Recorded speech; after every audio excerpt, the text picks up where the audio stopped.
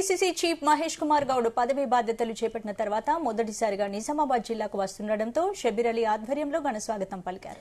కామారెడ్డి జిల్లా Bikkanoor toll plaza వద్ద కాంగ్రెస్ కార్యకర్తలు పెద్ద ఎత్తున స్వాగతం పలికారు. మోడీని ప్రధానమంత్రి చేస్తే పెత్తందారులకే వత్తాసు పలుకుతున్నారని ఆరోపించారు. రాహుల్ గాంధీని ప్రధానమంత్రి చేసుకోవాల్సిన అవసరం ఎంతైనా ఉందన్నారు మహేష్ కుమార్ గౌడ్. మీరుంటేనే మేముంటాం, మీరుంటేనే పార్టీ ఉంటది. పార్టీయే శాశ్వతం. అధికారం వస్తుంది, పోతుంది, మళ్లీ వస్తుంది, మళ్లీ వస్తుంది.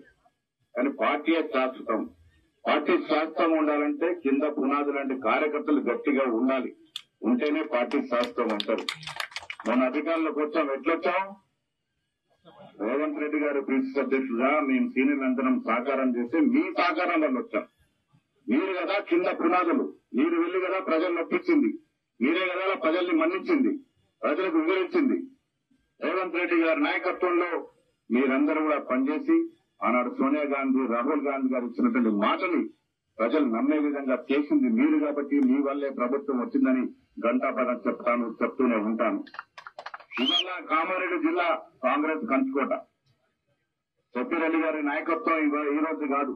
యువజన కాంగ్రెస్ లో ఆనాడు నేను ఎన్ఎస్ఓ స్టేట్ ప్రెసిడెంట్ గా ఉన్నప్పుడు ఆయన యువజన కాంగ్రెస్ లో పనిచేస్తున్నారు సుధీర్ కుమార్ గారితో.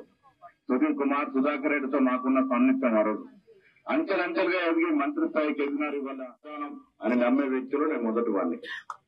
మీరుంటేనే మేముంటాం, మీరుంటేనే పార్టీ ఉంటది. పార్టీయే శాశ్వతం. అధికారం వస్తుంది, పోతుంది, మళ్లీ వస్తుంది, మళ్లీ వస్తుంది. కానీ పార్టీయే శాశ్వతం. పార్టీ